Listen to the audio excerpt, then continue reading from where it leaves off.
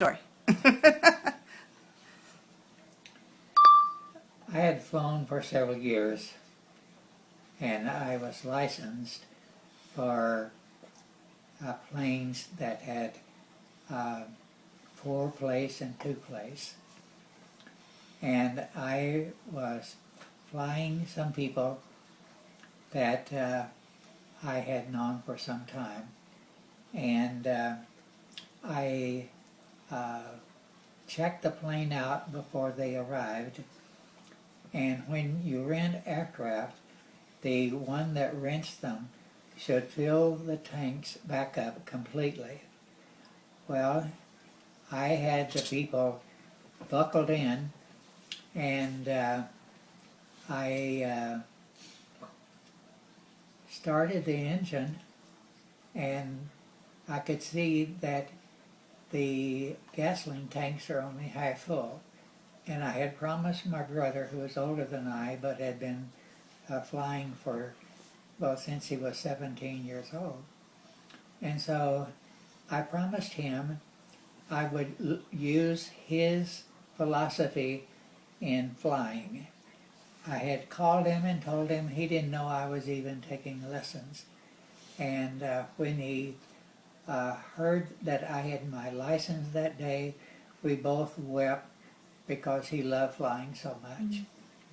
But here in this situation, the person who had rented it only filled it, no, he didn't even fill it because it was half full, and I promised my brother that I would use his philosophy, which was one, land on the numbers at the end of the runway, because you never can tell when your brake lines will burst, and you'll need every foot of the runway to stop. And secondly, always fly high, because when you are in trouble, you cannot use the altitude above you. You can only use what's below you. And the higher you are, the better chance you have of surviving. And thirdly, you can't use gasoline when you're in trouble that you left at the airport.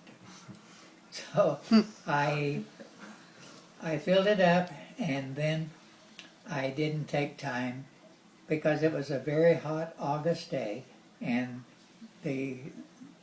my riders, they were anxious to get started.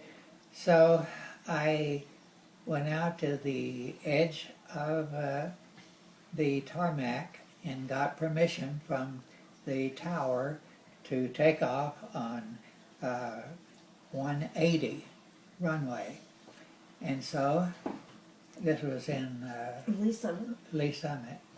And so I put the pedal to the metal and got up about 200 feet, and the engine died because the strainer to keep water out of the lines when they would fill the tanks.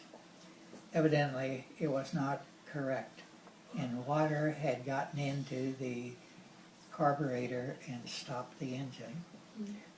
Well, I did my very best to get the engine going, and it was falling and falling and falling.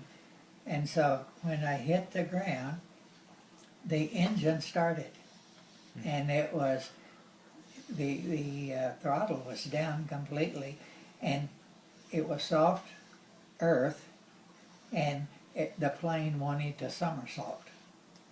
And I had to keep the yoke up real tight to keep the nose up.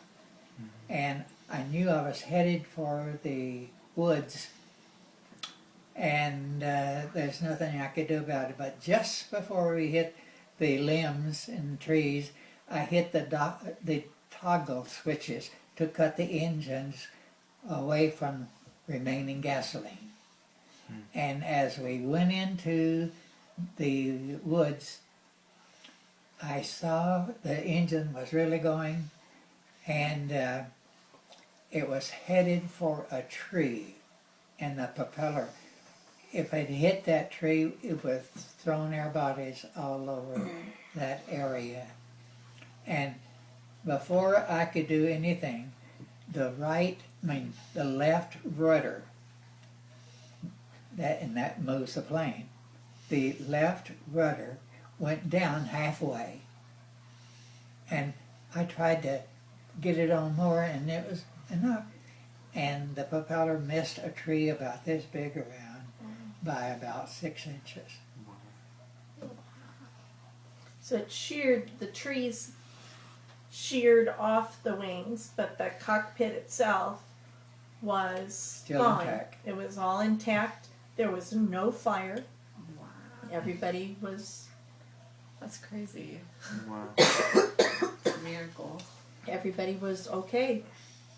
In my first marriage, And, when my wife